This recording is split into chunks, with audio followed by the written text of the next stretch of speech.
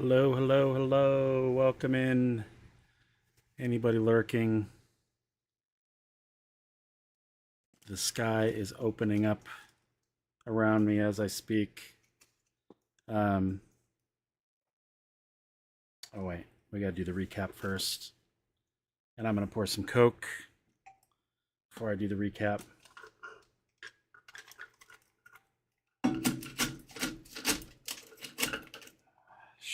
Straw doesn't want to go where I want it to go.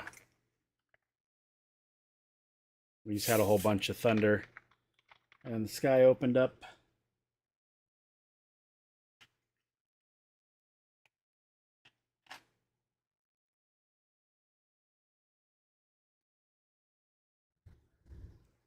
I'm hoping that I can get the chapter through before tournament starts in Rocket League. At very minimum, I should make the second chance tourney. But we haven't read in over a month. And I've been trying to catch up on the singing, but taking a break from that today.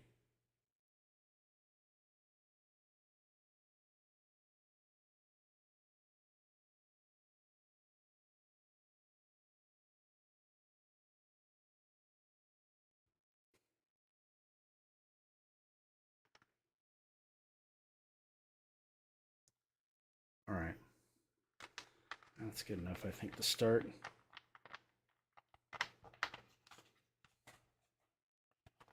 Hope everyone's having a good Tuesday. For some people, it might be the start of their week if they had yesterday off, like I did. All right. Where is my chapter recap? All right. So last time we read chapter 19. The Trouble with Dogs, the Pedestal, the Graveyard, the Outer Gate. Overview. Lost in Lilymar's shifting streets, Charlie uses a ruined monarch statue to regain direction and pushes towards the wall. After fleeing a graveyard where the dead rise, he reaches the outer gate and opens it by invoking Leah. He sends Radar through, but the night soldier sees him as he blacks out. And now the chapter summary. Charlie, burdened by Radar's trusting excitement and his own rising panic, wanders a Lilymar that seems to rearrange itself. Buildings crowd in. The palace appears to shift and daylight drains away. The three bells warn of impending night, raising the stakes for escape. In an overgrown park, Charlie climbs a high pedestal of a ruined monarch tableau.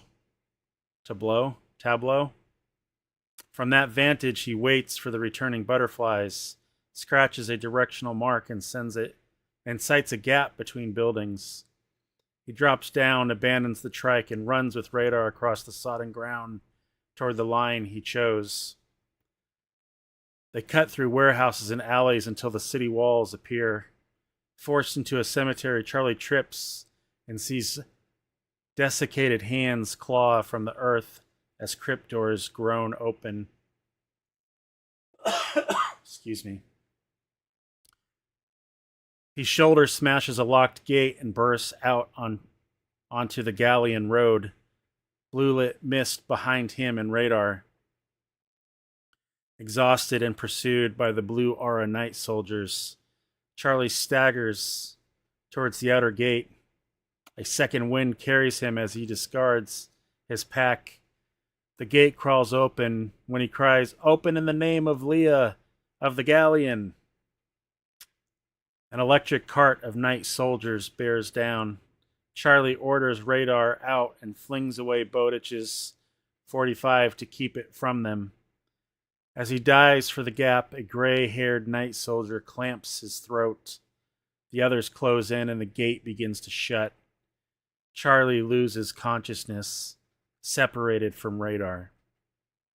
All right, that was the cliffhanger that we've been waiting a month for. So now we'll see what happens to Charlie. And to Radar, I guess.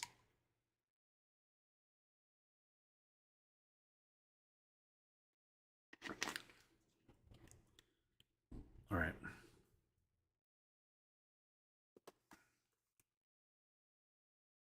Put that there, I guess. All right. Chapter 20. Durant's Vial, Hammy, Feeding Time, The Lord High, Interrogation. Radar fights the urge to turn back to the new master, to return to the gate and jump up, her front paws scratching for entry. She doesn't do it. She has her orders and runs. She feels like she can run all night, but she won't have to because there's a safe place if she can get in. Slap, slap. She lopes on, body low to the ground. There's no moonlight, not yet, and no wolves howl, but she feels them near. If there's moonlight, they will attack. And she senses moonlight coming. If it does, and they do, she will fight. They may overwhelm her, but she will fight to the end. Slap, slap. Wake up, kitty. The moons slide out of an unraveling cloud, the smaller in its eternal chase of the larger, and the first wolf howls. But there ahead is the red wagon and the shelter where she and Charlie spent the night when she was still sick. And if she can reach it, she can slip inside if the door is still open. She thinks he didn't close it all the way, but isn't sure. That was long ago.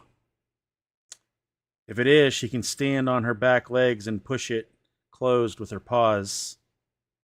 If it isn't, then she will put her back against it and fight until she can fight no more. Slap, slap. Do you want to miss another meal? Nah, nah. The door is ajar. Radar pushes through it and slap. That one finally shattered the dream I had been having, and I opened my eyes to a chancy, shadowy light and someone kneeling over me. His hair straggled down to his shoulders, and he was so pale for a moment I thought it was the night soldier who had been driving the little electric bus. I sat up fast. A bolt of pain went through my head, followed by a wave of dizziness. I raised my fists. The man's eyes widened, and he drew back. And he was a man, not a pallid thing surrounded by an envelope of blue light that spilled from its eyes. These eyes were hollow and bruised looking, but they were human eyes. And his hair was dark brown that was almost black, not gray. Let him die, Hammy, someone shouted. He's goddamn 31. They'll never go for 64. Those days are gone. One more, and we're for it. Hammy, if that was his name, looked toward the voice. He grinned, showing white teeth and a dirty face. He looked like a lonesome weasel. Just trying to berserk my soul. Aye. Do good to another, you know. Too close to the end not to think about the ever after. Fuck yourself and fuck your ever after, the one called the eye. There's this world, then the fireworks, and that's all. I was on a cold, damp stone. Over Hammy's scrawny shoulder, I could see a wall of blocks, oozing water with a barred window high up.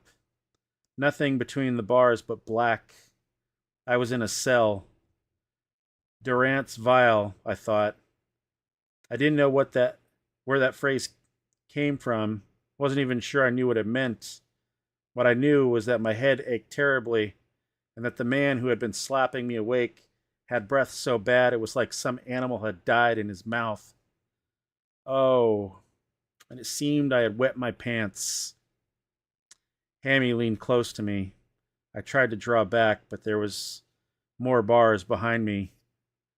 You look strong, kitty. Hammy stubble-ringed mouth tickled against my ear. It was horrible and somehow pathetic. Will you bedirk me like I bedirked you? I tried to ask where I was, but all that came out were cracked pieces of sound. I licked my lips. They were dry and swollen. Thirsty. That I can fix. He scurried to a bucket in the corner of what now I had no doubt was a cell, and Hammy was my cellmate. He was wearing ragged pants that stopped at his shins, like a castaway in a magazine cartoon. His shirt was barely a singlet. His bare arms glimmered in the chancy light. They were pitifully thin, but they didn't look gray. In the bad light, it was hard to tell for sure. You goddamn idiot. That was someone else, not the one Hammy had called I. Why make it worse? Did your nurse drop you on your head when you was a babbin'? The kitty was barely breathing. You could have sat on his chest and made an end to him. Back to 30, slick as spit. Hammy paid no mind. He took a tin cup from the shelf over what I assumed was his pallet and dipped it in the bucket. He brought it to me with one finger, as dirty as the rest of him, pressed against the bottom. Hole in it, he said. I didn't care, because I wasn't going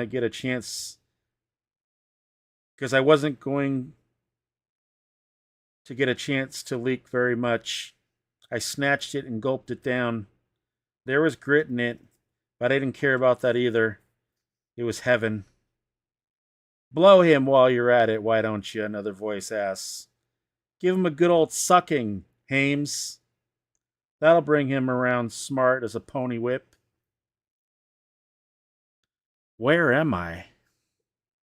Hammy leaned forward, wanting to be confidential. I abhorred his breath. It was making my headache even worse. But I stood it because I had to know. Now that I was coming around a little and leaving my wishful dream of radar behind, I was surprised I wasn't dead. Maylene, he whispered. Deep Maylene. 10, something, some word I didn't know, below the palace. 20, I shouted. And you'll never see the sun again, new boy. None of us will. So get used to it. I took the cup from Hammy and made my way across the cell, feeling like radar at her oldest and weakest. I filled it, put my finger over the water trickling from the small hole in the bottom, and drank again. The boy who had once watched Turner Classic Movies and ordered online from Amazon was in a dungeon. No way to mistake it for anything else. Cells ran along both sides of a dank corridor. Gas lamps protruded from the walls between a few of the cells, muttering bluish yellow light. Water dripped down from the hewn rock ceiling. There were puddles in the central passage. Across from me, a big fellow wearing what looked like the remains of long underwear bottoms saw me looking at him and jumped up at the bars, shaking them and making monkey noises. His chest was bare, wide, and hairy. His face was broad, his forehead was low. He was ugly as fuck, but there was none of that creeping disfigurement I had seen on my way to this charming abode, and his voice was all present and accounted for. Welcome, new boy. It was I, which I found out later was short for Iota. Welcome to hell. When the fair one comes, if it comes, I believe I'll rip your liver out and wear it for a hat. First round you, second round whoever they send against me. Until then, have a pleasant stay. Down the corridor, near an iron-banded wooden door at the end, another prisoner, this one female, yelled, You should have stayed in Citadel, kitty. Then lower, and so should I. Starving would have been better. Hammy walked to the corner of the cell opposite the water bucket. dropped his pants, and squatted over a hole in the floor. I got the bads. Might have been field mushrooms. What, a year and more since you had any? I asked. You got the bads all right, but mushrooms got nothing to do with it. I closed my eyes. Time passed. I don't know how much, but I began to feel more like myself. I could smell dirt and damp and gas from the jets that gave this place some semblance of light. I heard the plink of falling water and prisoners moving around, sometimes talking to each other or maybe to themselves. My cellmate was sitting near the water bucket, staring morosely at his hands. Hammy? He looked up. What are whole ones? He snorted laughter, then grimaced and clutched his stomach. We are. Are you foolish? Did you drop from the sky? Pretend I did. Sit over here next to me. And when I hesitated, nah, never worry about me. I ain't gonna tickle your nuts, if that's what you think. Might have a flea or two hop over to you, is all. I ain't even been able to get stiff these last 6 months or so. Bad guts'll do that. Sat down next to him, and he gave my knee a clap. That's better. I don't like to speak for all those ears. Not that it matters what they hear. We're all fish in the same bucket. But I keep myself to myself. It's how I was taught. He sighed. Worrying don't help my poor guts any. I can tell you that. Seeing the numbers go up and up and up, nasty. 25, 26, now 31. And they'll never go to 64. I's right about that. Once we whole ones was like a full sack of sugar, but now that sack's empty except for the last few crystals. Did he say crystals or something else? My headache was trying to come back. My legs ached from walking and pedaling and running, and I was tired. It was as if I had been scooped out somehow. Hammy gave another sigh that turned into a coughing fit. He held his belly until it passed. Flight killer and his... some strange word my mind couldn't translate. Something like rugamunkus. Keep shaking the sack, though. Won't be content until he gets every last fucking one of us. But 64? Nah. That'll be the last fair one, and I'll be among the first to go. Maybe the very first. Ain't strong, you see. Got the bads, and the food don't stick to me. Wow, the rain is coming down crazy hard right now. I don't know if that's picking up on the mic.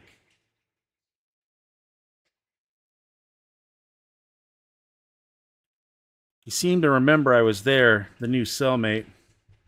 But you, I seen you was big. And you might be fast if you had your strength.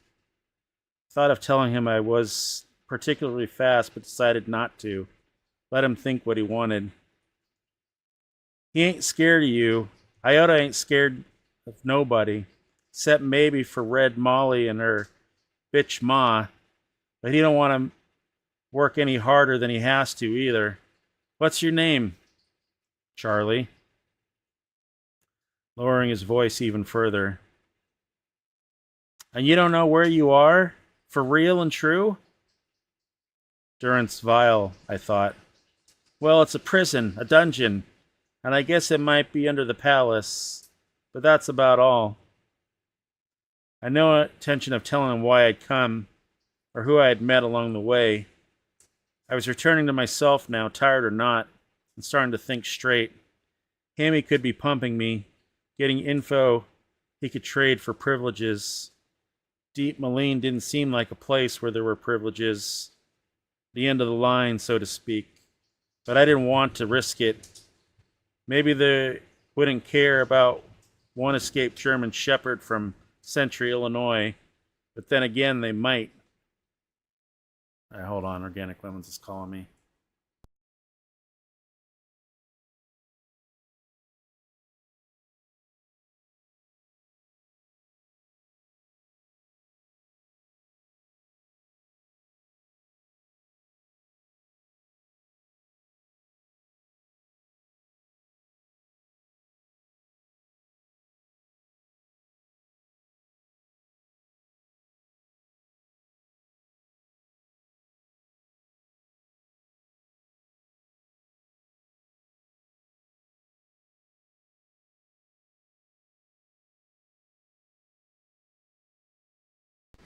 All right.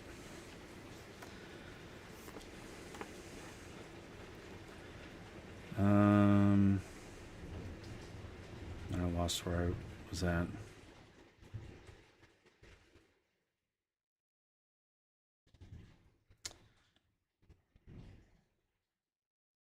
Not from the Citadel, are you? I shook my head. Don't even know where it is, do you? No. Green Isles? Deesk? One of the Tavos, maybe? None of those places. Where are you from, Charlie? I said nothing. Don't tell, Hammy whispered fiercely. That's good. Don't tell none of these others, and I won't either. If you burdeck me, you'd be wise to. There's worse face than deep Maline, young one. You might not believe it, but I know. The Lord High is bad, but all I know about the Flight Killer is worse. Who is the Flight Killer and the Lord High? Who's he? Lord High is what we call Kellen, chief of the night soldiers. He brought you in himself. I stayed in the corner. Those eyes of his. A muffled bell began to ring behind the iron-bound door at the end of the dungeon room. Percy! Iota yelled. He jumped up on the bars and began to shake them again. Ain't it just about fucking time? Get in here. Percy, my old pal. Let's see what's left of your face. There were sounds of bolts being thrown. I counted 4. We don't know that guy. We thought we did. Hey, welcome in, Masquerader.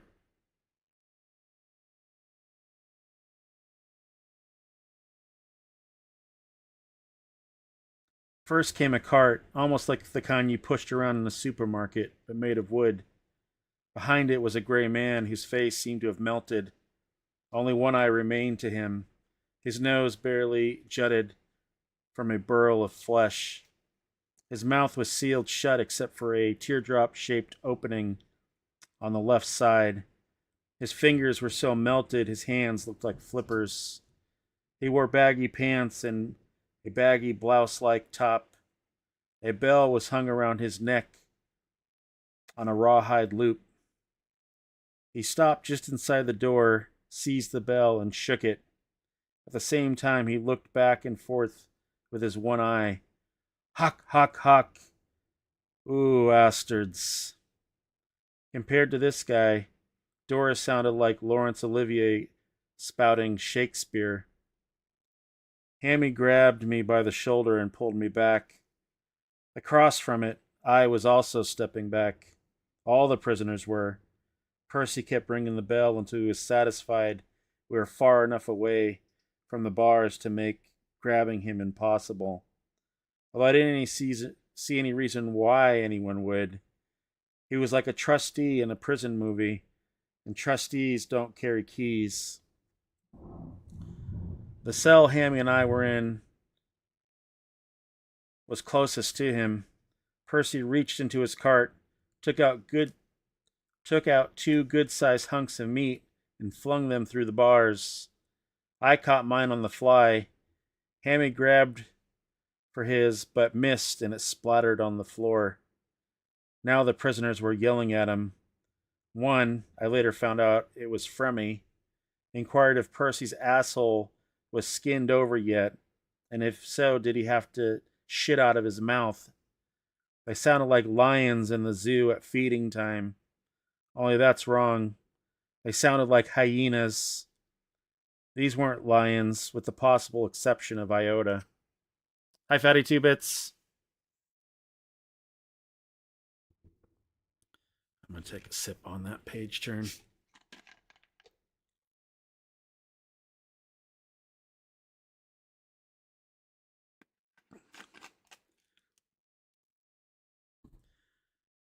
Percy rolled his cart slowly down the corridor between the cells, sandals splashing.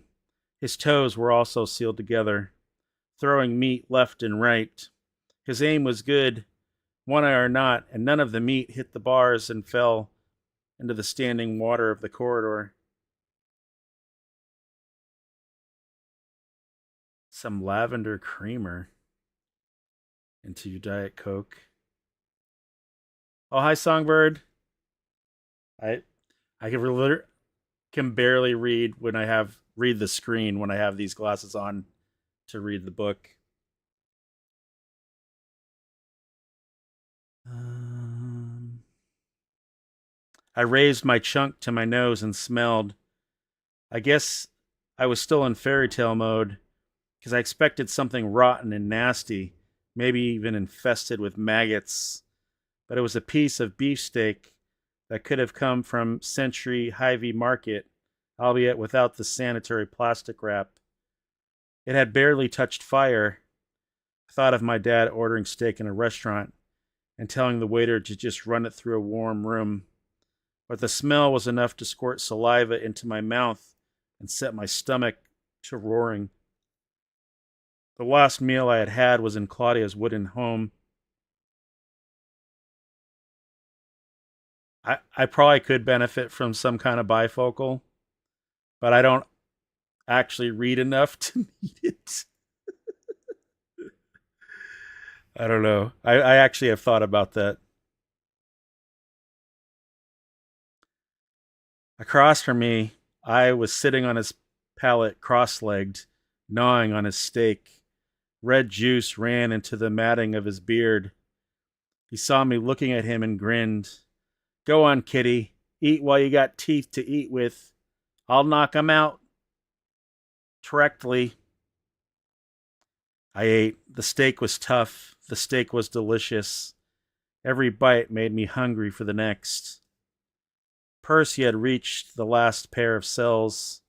He threw meat into them and began backing up the way he had come, ringing the bell with one flapper, pulling the cart with the other, and yelling, "Hock, hock," which I presume was back, back. No one seemed interested in catcalling him now, let alone rushing him. From everywhere came the sound of smacking and chomping. I ate everything but a ring of fat and gristle, then ate that too. Hammy, meanwhile, had taken a few bites of his steak, then subsided on his pallet, holding it on one bony knee. He was staring at it with a puzzled expression, as if wondering why he didn't want it. He saw me looking and held it out. Do you want it? Food don't like me, and I don't like food. I used to put it away with the best of 'em, back in my sawmill days. Must have been those mushrooms. Eat the wrong kind and they'll fry your guts. That's what happened to me. I wanted it all right. My stomach was still roaring, but I had enough restraint left to ask if he was sure. He said he was. I took it fast in case he changed his mind. Percy had stopped outside our cell. He pointed to me with one of his melted hands. Hella aunts oo ee. I don't understand, I said through a mouthful of mostly raw steak. But Percy just started backing up again until he was out of the door. He gave one more ring of the bell, then shot the bolts. 1, 2, 3, 4. He said, Kellen wants to see you, Hammy said. I ain't surprised. You're whole, but you ain't like us. Even your accent ain't. He stopped, and his eyes widened as some idea struck him. Tell him you're from Ullum. That'll work. Way north of the Citadel. What's Ullum? Religiouses. They don't sound like nobody else. Tell him you ducked the poison. I don't have the slightest idea what you're talking about. Hammy, don't be saying what you shouldn't, someone shouted. You a lunatic. Shut up, Stooks, Hammy cried. This kitty's going to bedirk me. Across the corridor, I got up and grasped the bars with shiny fingers. He was smiling. You may not be a lunatic, but nobody's going to protect you, Hammy. There's no protection for any of us. All of your new pairs of glasses are progressives and thankful. Couldn't read anything, not even the directions on the microwave snap. I know. I have glasses like in every part of the house now. Well, except for the bathroom. Even though sometimes I struggle to read my phone when I'm sitting there on the toilet. Like I'm holding it out here as far as I can, trying to read it. I probably need to have a pair of glasses there too. All right. There was no pallet for me. I actually thought about taking Hammy's. There's no way he could have stopped me, and then wondered just what the fuck I was thinking or becoming. I'd already taken his meal, but at least that had been offered. Besides, a damp stone floor wasn't going to keep me awake, not the way I felt. I'd come to not all that long ago after I'd come to not all that long ago after being out for God knew how long, but a great weariness sufficed me. I had a drink from the bucket, then lay down on what I suppose was my side of the cell. And the next one were two men, Fremy and Stooks. They were young and looked strong, not big like Iota, but strong. Fremy, Babby go nappy nap? Stooks, all tired out? The Abbott and Costello of Deep Malin, I thought. And in the very next cell, how fucking lucky can I get? Don't mind him, Charlie, Hammy said. You sleep. Everybody gets it took out of them after being handled by the night watch. They suck it out of you.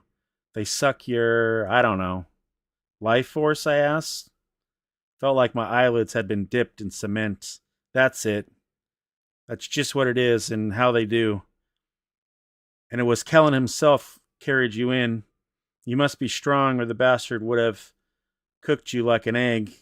I've seen it happen. Oh, yes, I have. Tried to ask him how long he had been here, but could only mumble.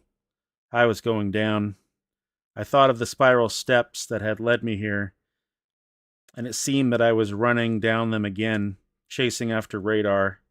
Watch out for the roaches, I thought.